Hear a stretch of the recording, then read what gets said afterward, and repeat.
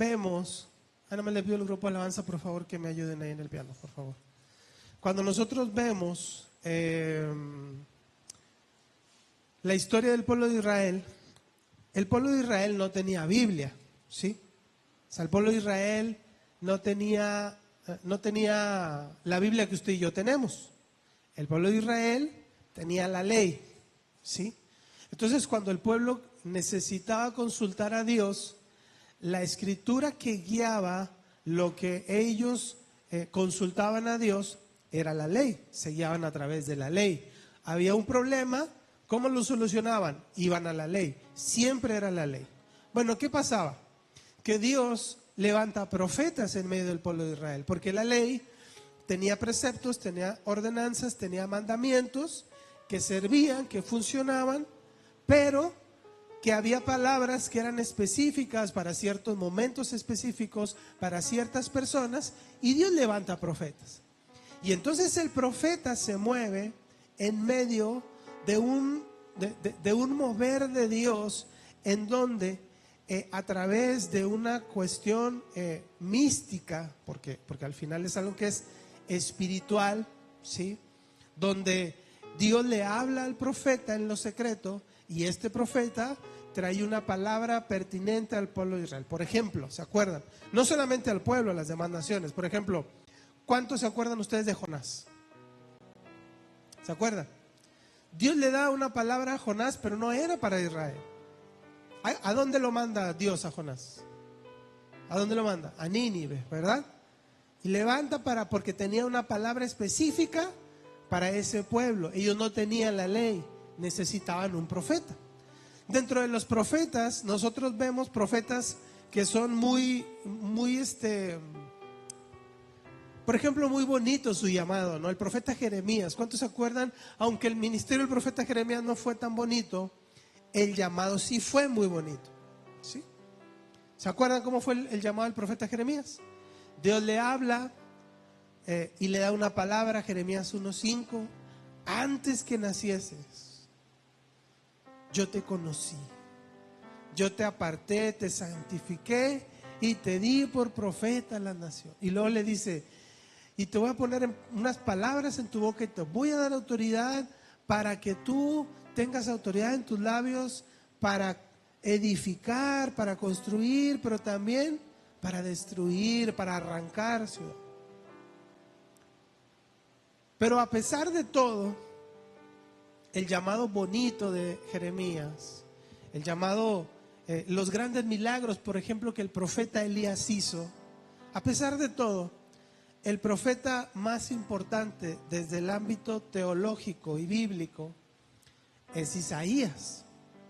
¿Por qué Isaías? Porque Isaías es el que tiene más referencias mesiánicas, es decir, más referencias acerca de la redención del pueblo, de la venida del Cristo, del Salvador, del ungido. Por eso Isaías es el más importante. De hecho, es el libro de los profetas que tiene muchos más capítulos que todos los demás. 66 capítulos tiene Isaías. Y aparte de todo esto, que es ahí donde quiero comenzar, Isaías, a diferencia de otros profetas, Isaías ya era profeta. Isaías ya servía en el palacio del rey como profeta. Es más, usted va a leer los capítulos del 1 al 5 y usted va a ver que Isaías ya profetizaba para el pueblo. Y la época en la que Isaías profetiza era una época donde al pueblo le iba bien. Usualmente el profeta se levantaba en medio de una temporada en la que el pueblo necesitaba una voz del cielo que cayera sobre su vida. Ese era el momento en el que Dios levantaba a un profeta. Y casi siempre era cuando el pueblo tenía hambre, cuando el pueblo estaba en guerra, siempre, casi siempre era ese momento. Pero Isaías es levantado en medio de una situación y de un contexto político y económico donde había dinero, donde no había guerra, donde todos estaban bien. Y entonces él ve una cosa. Él ve que el pueblo anda de fiesta, anda de pachanga, anda comiendo y se olvida de Dios. No se acuerda de Dios. No traen sacrificios, no piden perdón, no se olvidan de Dios. Y usted va a leer que capítulos del 1 al 5, todo lo que él profetiza, todo lo que él denuncia, siempre es de acuerdo a lo que él conoce de Dios. ¿Qué conocía de Dios Isaías? La ley. ¿Qué veía que el pueblo no hacía? El pueblo no cumplía la ley. Y entonces usted va a ver que su mensaje era: se han olvidado de Dios, no cumplen sus mandamientos, así como pasó en otras épocas, que Dios les quitó la tierra, que vino sangre, que vino guerra, que Dios les quitó. Así va a venir este tiempo sobre usted, porque es lo que él ve, es lo que él denuncia, ¿no? Es como cuando nosotros nos vestimos de religiosidad, ¿no? Me visto de religiosidad y traigo el espíritu religioso a todo lo que da. Y entonces, ¿qué veo? Denuncio desde un lugar incorrecto algo correcto, ¿sí? O sea, digo, debería de haber ujieres en la puerta, porque miren, no hay nadie ahí atrás. Todas las iglesias deberían de tener ujieres. ¿Por qué el hermano Panchito no está aquí si él es el diácono? ¿Por qué tiene que estar aquí? Ahora, lo que dice es correcto, pero desde el lugar incorrecto, porque lo que está haciendo es juzgar una acción, y nosotros no somos llamados a juzgar a la iglesia. La iglesia es un parámetro de justicia para juzgar al mundo, pero no a la iglesia. ¿Quién juzga a la iglesia? Dios juzga a la iglesia. Pero el que se viste de religiosidad juzga ese tipo de cosas, ¿sí? Entonces, cuando yo me salgo y me visto de religiosidad, juzgo lo que veo, lo que a mí no me parece, lo que a mí no me gusta, lo que yo digo: yo pienso que eso no es correcto, yo creo que eso no es así. Eso yo lo juzgo, y a lo mejor puede tener razón, a lo mejor puede estar en lo correcto, pero desde el lugar incorrecto, desde el lugar del yo creo que se deben de hacer así las cosas. Eso era lo que Isaías estaba haciendo. Estaba profetizando lo correcto desde el lugar incorrecto. Pero Isaías, usted va a ver que a Isaías le pasa algo. Dice la Biblia que él estaba un día, capítulo 6, usted lo puede leer, y entonces de pronto él ve el trono de Dios. Ve el trono. Y cuando ve el trono, ¿sabe qué pasa?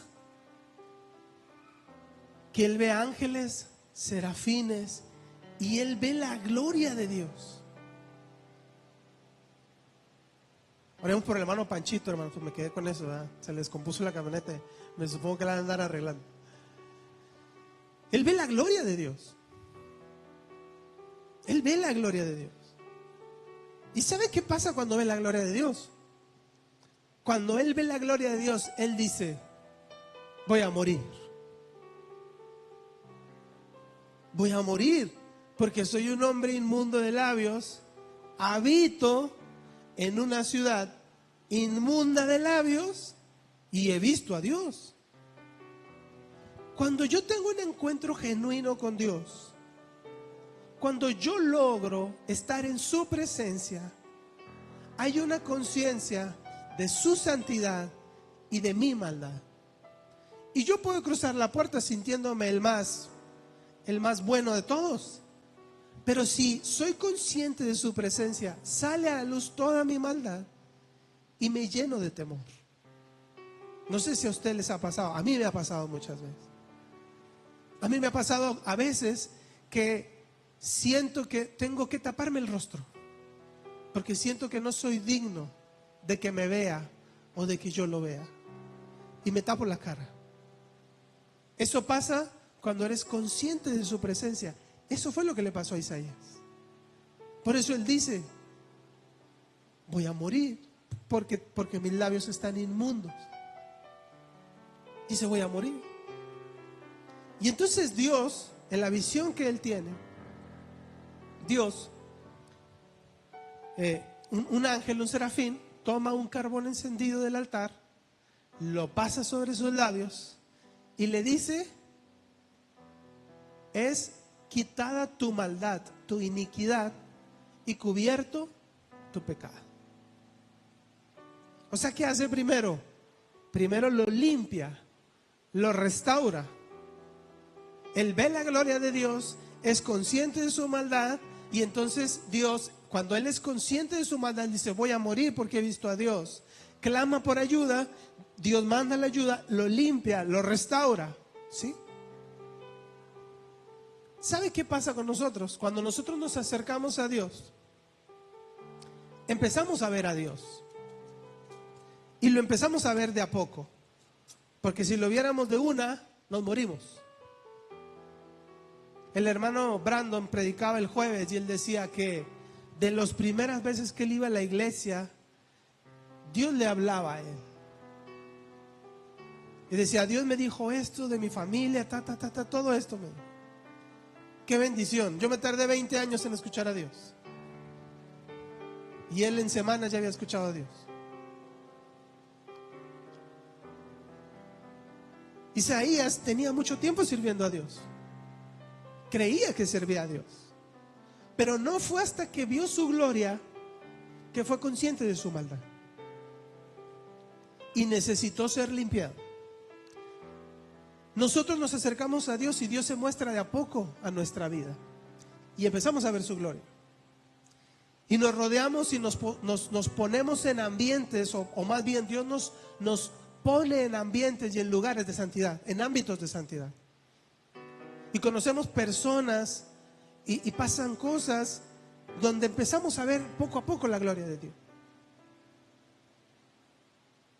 ¿Y sabe qué pasa? Que cuando somos conscientes hay una necesidad en nosotros de pedir perdón, de que Dios nos limpie, pero la cosa no termina ahí. O sea, Dios no quiere limpiarte, Dios no quiere cubrir tu pecado, tu maldad, para que tú digas: uff, qué chido, Dios ya me perdonó. Decía la pastora ahorita: el Señor siempre nos recibe con brazos abiertos, pero no se le da costumbre, ¿sí? O sea, hay límites. Es decir, Dios te perdona, claro, su gracia nos perdona. Yo me alejo de Dios, cuando me acerco, Él está ahí, me recibe. Él es el Padre que espera al Hijo pródigo. Él es, que nos recibe con los brazos abiertos. Pero a diferencia del Hijo pródigo, Isaías, cuando ve la visión y es limpiado, Dios le habla. ¿Y qué le habla?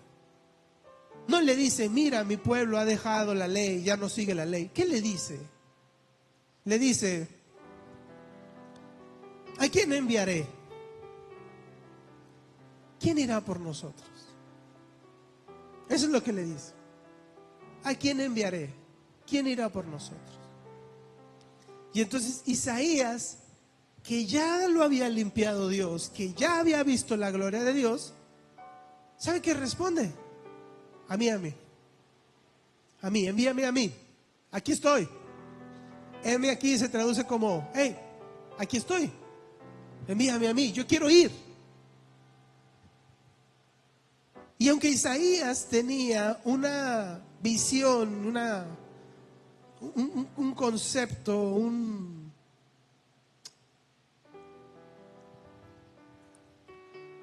conocimiento de Dios y de su ley, su ministerio realmente comienza cuando él dice: aquí estoy, heme aquí, yo iré, envíame a mí. ¿Qué implica decirle a Dios que sí? ¿Qué implica que Dios te hable y tú le digas que sí? Tiene muchas implicaciones.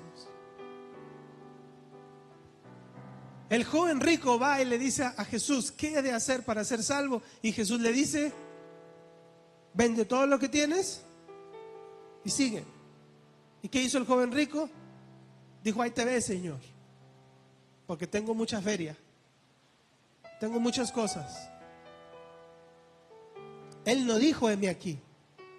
Ahora Isaías era un hombre con educación.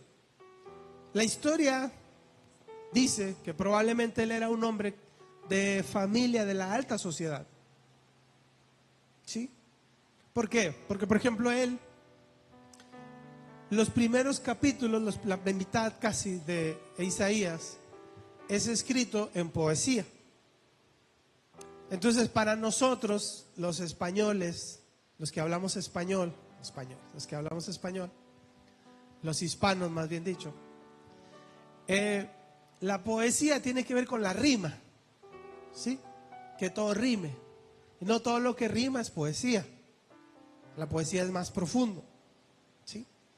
En el hebreo no existe la rima, no como nosotros la conocemos, porque nosotros tenemos abecedario, ¿sí? Que ahorita ya me perdí cuántas letras son. Si cuando yo estaba eran 29, no sé si ahorita ya sean 32 o más, no sé. Pero nosotros tenemos abecedario. Y todo nuestro lenguaje tiene sentido porque siempre tiene vocales. O sea, las vocales le dan sentido a nuestro lenguaje. Hay otros idiomas, como por ejemplo el que habla nuestro hermano Antonio, croata, que tiene muy pocas vocales, tiene muchas consonantes. El hebreo era así. Era una lengua con muchas consonantes y muy pocas vocales. Entonces, ellos no tienen abecedario, ellos tienen, le llaman alefato. Es lo que ellos tienen. Y tienen 22 letras, el alefato tiene 22 letras. Entonces, menos letras, menos palabras. Menos palabras, menos recursos literarios.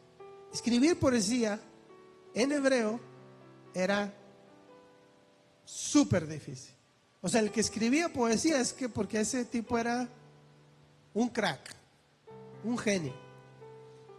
Y él escribe todo lo que Dios le habla, o sea, toda su profecía de los primeros capítulos, lo escribe en un lenguaje poético.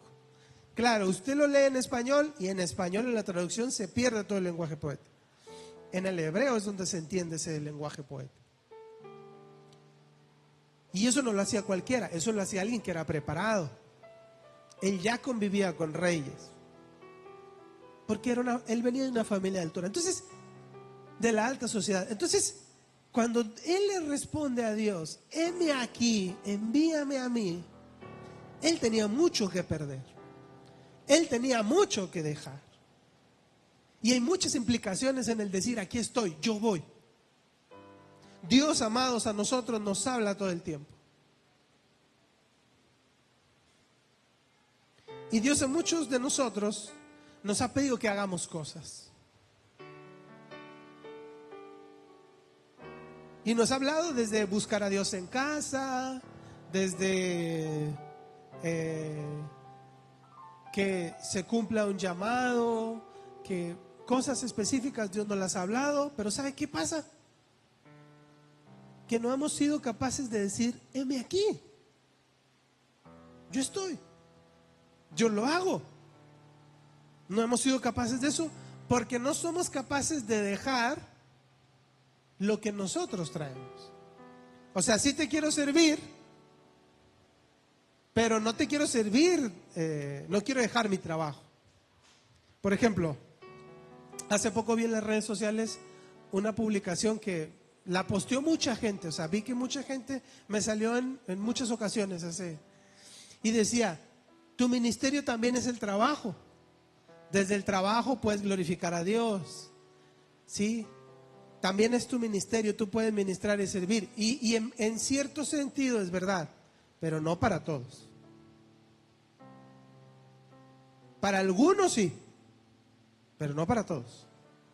Hay gente a la que Dios le ha llamado a dejar trabajo. O sea, yo no me puedo justificar detrás de decir, es que yo también glorifico a Dios con mi trabajo para decirle a Dios, no quiero soltar el trabajo. Soy el hombre, el joven rico, ese soy. Que no quiero, el que escucho el llamado y digo, sí quiero, pero no quiero. A algunos Dios los llama a glorificarle en su trabajo, eso sí. Y hay gente que glorifica a Dios en su trabajo, no a todos. Hay gente a la que no. Esa palabra no es para todos. Hay gente a la que Dios le quiere enseñar a depender de Él. No a todos, no se asuste. Pero hay gente a la que Dios le quiere enseñar eso. Y hay gente a la que Dios quiere mandarla a trabajar. Entonces, ¿sabe qué pasa? Que Dios nos pide cosas y dejar las cosas por Dios nos cuesta mucho trabajo. ¿Sabe para qué Dios lo iba a enviar? Mire lo que, el mensaje que Dios le da a Isaías. Le dice: anda y di a este pueblo, oyes bien y no entiendes, ves de verdad, pero no comprendes. Le dice: engruesa el corazón de este pueblo, agrava sus oídos, ciega sus ojos, para que no vean con sus ojos, no oigan con sus oídos, ni su corazón entienda ni se convierta. Y fíjese qué es lo que quería Dios: y haya para él, ¿qué? Sanidad. ¿Cuál era el mensaje que Dios le dio a Isaías? Un mensaje de sanidad. Es Isaías que profetiza acerca de Jesús. Él es el que viene a sanar a los quebrantados de corazón, a pregonar libertad a los cautivos. Es Isaías. Ese era su mensaje. Mensaje que cambia completamente, porque los primeros capítulos era: cumplan la ley de Dios. Se han alejado de Dios, se han olvidado de Dios. Ese era su mensaje. Pero el mensaje que Dios le da a Isaías en su encuentro es un mensaje de sanidad. ¿Para qué le quiere hablar Dios al pueblo? Para que sane. ¿Para qué Dios quiere mostrarle cosas? Para que sane. ¿Para qué Dios quiere traerle verdades espirituales a su vida? Para que sane. Ese era el mensaje. Que el pueblo sanara. ¿Pero qué tenía que haber? Tenía que haber gente que pudiera decir, alguien que pudiera decir: heme aquí, aquí estoy. Yo quiero hacer eso. En otras religiones en el Oriente, por ejemplo, hoy también veo mucho esto, que ve que está todo este conflicto bélico en Israel con Palestina y todo eso, ¿no? Y veo mucha gente que tira odio a Israel y a los cristianos. Se dicen: ¿cómo pueden orar por los judíos? Las matazones que hacen, los niños que matan y y hablan de eso, ¿no? Pero hablan de lo que no saben. Porque nosotros tenemos una cultura occidental completamente. La guerra no es parte de nuestra cultura. A ninguno de ustedes les ha tocado tener que haya una guerra en el país. A ninguno, se lo aseguro. La única guerra que usted conoce es con su suegra. Bueno, yo. Pero no conoce otra guerra. Esos países siempre han estado en guerra. Es parte de su cultura. Nosotros no lo comprendemos. Queremos entender con una mentalidad occidental, materialista y capitalista, algo que no tiene cabida en su mentalidad. Ellos ven el mundo, tienen una cosmovisión del mundo completamente diferente a la nuestra. Para ellos la guerra es normal. Toda la vida han vivido en guerra. Toda la vida. Tienen miles de años estando en guerra. Nosotros no. Pero somos buenos para opinar y hablar de lo que no sabemos. Y despotricamos nuestro odio contra la religión, hablando de un pueblo que nosotros no sabemos por qué están peleando. No entendemos lo que están peleando. Pero, por ejemplo, no veo a nadie que hable acerca del islamismo. Y no es un mensaje de odio. Pero todavía hay gente musulmán que inmola su vida. Que ve a unos cristianos y ¿sabe qué hace? Agarra un coche y mete una bomba y va a hacer estrella contra todos los cristianos para matarlos. Porque no son de su fe. Nadie habla de eso. Pero ¿sabe por qué? Imagínense que yo le digo: amados, vamos a salir a evangelizar. Aquí están sus granadas, sus bombas a cada quien. El que no quiera, mátenlo. Y si tiene que morir, usted también se muere. Aquí nos morimos todos. ¿Qué diría usted?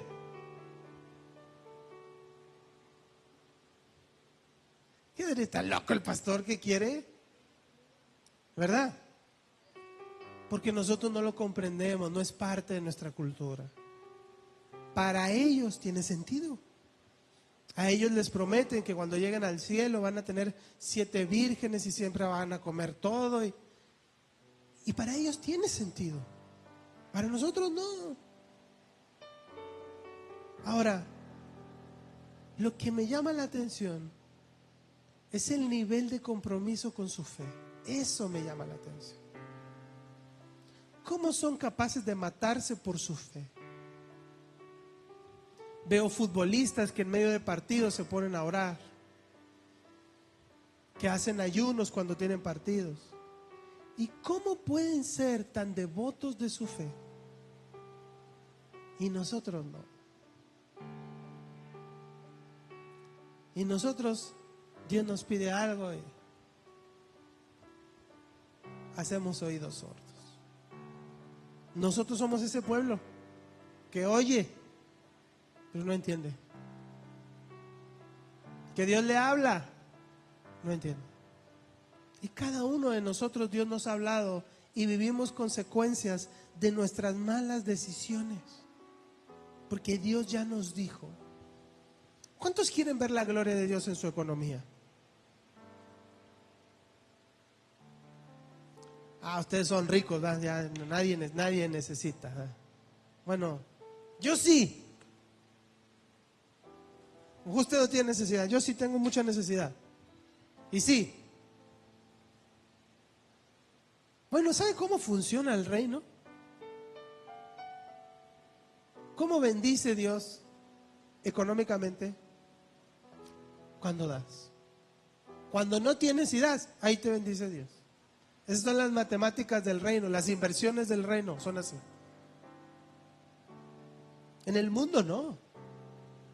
No, haz un guardadito, invierte, compra una casa, revéndela, no prestes a nadie, no des, que nadie sepa que tienes dinero. Eso es. En Cristo no. Ahora Dios ya nos habló muchas veces.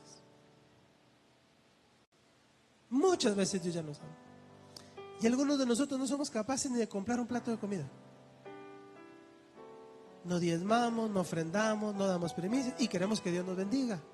No se puede. No funciona así.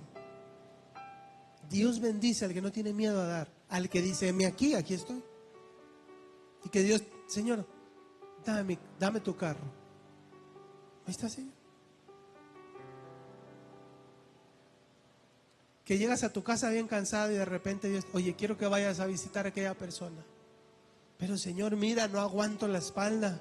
Ayer el pastor todo el día me tuvo ahí en la jornada de oración, todo el día, desde la mañana hasta las 7 de la noche, y luego terminamos y nos pusimos a hacer el aseo de pilón.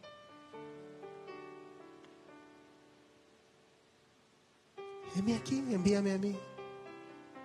Esa es nuestra inmolación. Cuando yo muero a mí, a lo que yo quiero, a lo que yo anhelo, a lo que yo no quiero y lo hago por amor al Padre, eso es decir, heme aquí. Ahora, en el mundo hay gente que necesita mucho, que está muy lastimada emocionalmente. ¿Y qué cree que va a pasar con esa gente? Es gente que cansa, que llora, que se angustia, que le da su consejo, no te hace caso. Y luego se siente bien y no se para, no te habla, y luego después otra vez viene llorando con el corazón quebrantado, que no sabe qué hacer. Y tu sangre, tu humanidad, tu carne te dice, ya estuvo, ya basta, ¿no? Aquí estamos jugando. ¿Quieres o no quieres? Vámonos.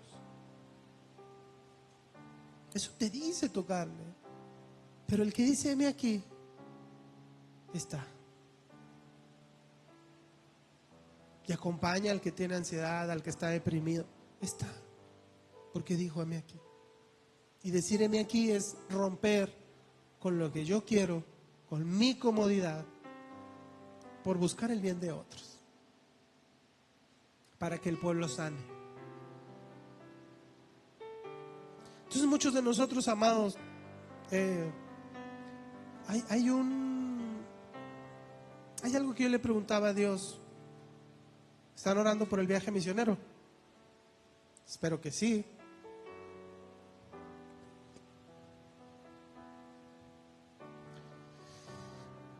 Y había algo que yo le he preguntado a Dios durante un tiempo: Señor, ¿por qué parece que avanzamos un paso y luego retrocedemos 3?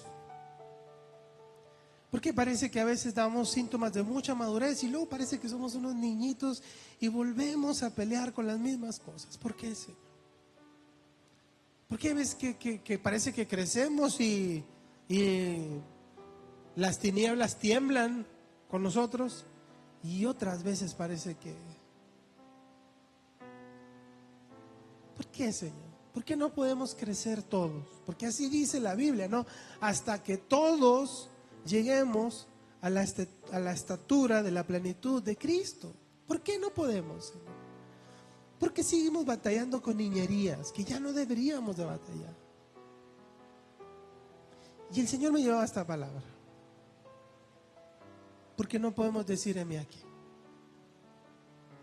Y decir heme aquí es: voy a perdonar al que tengo que perdonar cuantas veces tenga que hacerlo. Pero más allá, voy a amar al que voy a amar porque es lo que Dios me dice, tengo que amar. Y voy a servir cuando tenga que hacerlo. Y voy a estar cuando tenga que estar. Porque yo dije, aquí estoy. Yo quiero. Entonces vamos a hacer este viaje misionero. Y es decir, heme aquí. Por eso yo les dije, no quiero que piensen ustedes que vamos a ir a dormir a un lugar cómodo. Quizás sí. Pero yo quiero que usted haya preparado para que si no hay nada usted diga: yo dije, aquí estoy. No hay cama, en el piso me duermo, no importa. La ciática, ni modo, me aguanto la ciática, porque yo dije que yo iba a estar aquí. Hace tiempo, hace unos años, tengo un amigo con el que tocamos mucho. Es un amigo que tiene un talento increíble para tocar, ¿sí? Muy buen músico, buenísimo. Pero tiene la madurez de un adolescente. O sea, tiene 40 años con talento y la madurez de un adolescente. Entonces a veces es complicado. Y una vez fuimos a tocar a otra ciudad, ¿no? Y él es músico, o sea, él es artista, ¿sabes? O sea, él... Y fuimos a tocar a una iglesia. Me acuerdo que era una bodega así como esta, más o menos como esta. Y tenían así la batería encerrada. Y uno va a la iglesia, a las iglesias a ministrar y ministra con lo que hay. O sea, nos ha tocado ir a lugares donde aquí está la bocina, hermano, y así es. O sea, nosotros no somos artistas. O sea, no tenemos catering, no tenemos nuestro camerino. O sea, no. Nadie nos afina la guitarra, nosotros hacemos todo. A veces no comemos, y así es. Y él reclamándome todo el evento: es que no me escucho, es que no sé qué, es que las iglesias nunca aprenden. Y me cansó y le dije: mira, ¿sabes qué, hijo? Vinimos a ministrar. A nadie le importa lo que tú sabes tocar aquí. En serio, a nadie le importa. Esto no se trata de ti. Si tocas mal, créeme lo que nadie se va a acordar que tocaste mal. Allá donde tú tocas, sí. Aquí no, hijo. Necesito que le bajes, que te calmes, porque tocar en iglesias tú sabes que así es. Porque tú empezaste aquí, ¿o no? Sí. Bueno, ya. No le quise decir: si no quieres tocar, ya no tocas, porque ese sí era capaz de irse. Pero sí tuve que decirle: esto no es un concierto, cálmate. No se trata de ti. Ahora, ¿por qué lo hacemos? Porque dijimos: heme aquí. Habría sido muy fácil decir: no toco hasta que me escuche.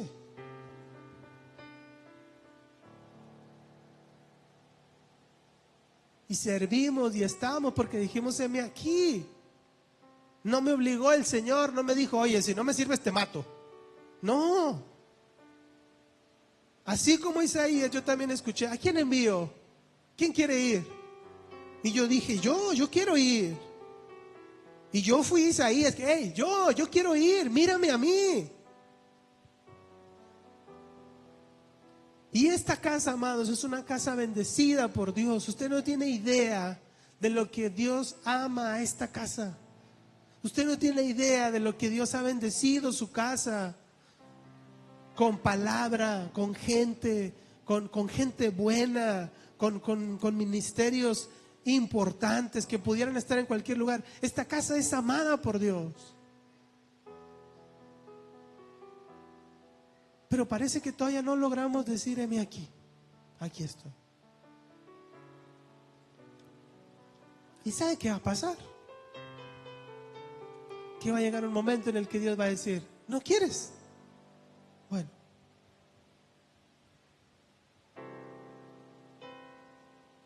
Habrá otro que va a querer. Y el lugar que era para ustedes, en su reino, lo va a tomar el que quiera.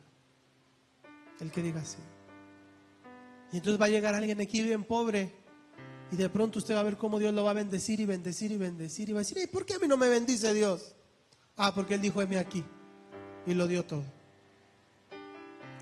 Yo creo que nuestro gran problema como iglesia, amados, es que creemos que hay cosas que yo le puedo dar a Dios y cosas que no le puedo dar a Dios. Es eso. Dios nos pide todo. Decía el apóstol Gustavo Lara, decía, cuando me cuestionan sobre el diezmo, les digo, no, si no quieres dar el diezmo, no lo des. Dios te pide todo. Da todo el dinero. No, es que eso es mucho. Pues entonces da el diezmo y cállate. Dios te pide todo. Eso no quiere decir que no vas a trabajar, que no vas a ser papá, a ser mamá. No quiere decir eso. Quiere decir, ¿cuántos aman a sus hijos?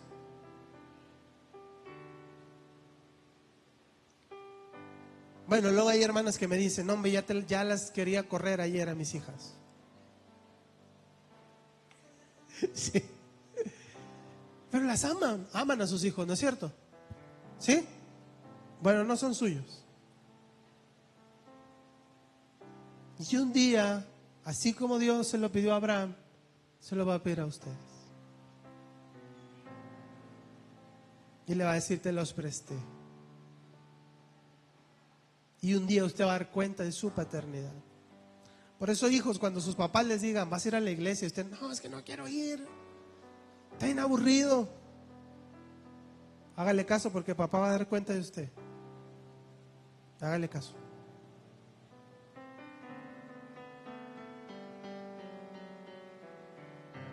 Y de eso se trata, amados.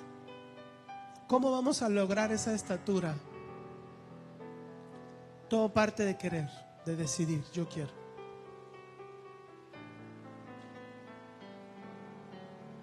El pueblo de Israel en el desierto no quiso.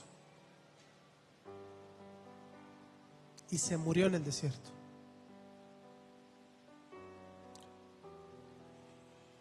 Yo, amados, no quiero ser de los que se mueran en el desierto. Quiero que lleguemos juntos a la tierra prometida. Quiero ver.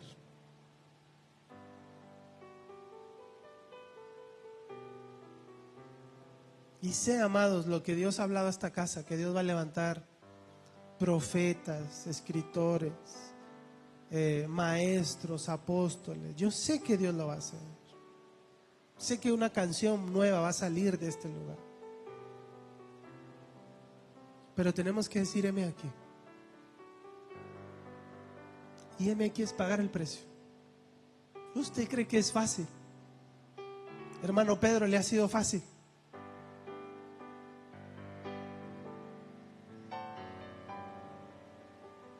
Hermana Nelly, ¿le ha sido fácil?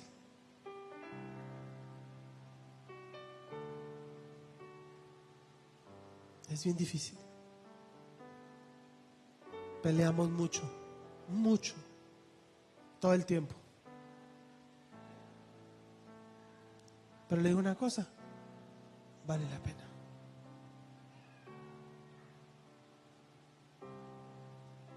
Yo quiero pedirle que se ponga de pie.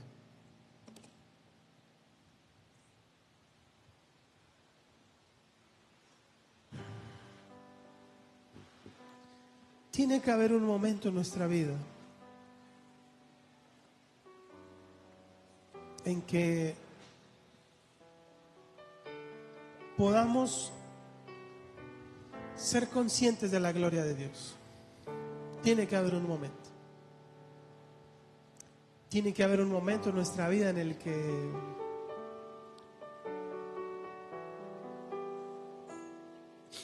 pueda